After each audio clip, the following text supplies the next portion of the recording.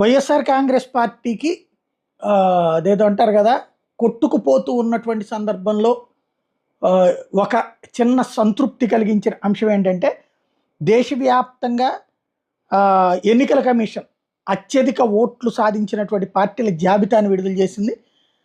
ఈ top 10లో YSR Congress party చేరడం ఒక ఎత్తు అయితే, తెలుగుదేశం పార్టీ కంటే ఒకంత ముందుకు ఉండటం అన్నది మరొక ఎత్తు. ఇక్కడ టోటల్గా 36.6% ఓట్లతో భారతీయ జనతా పార్టీ ఉంది దేశవ్యాప్తంగా.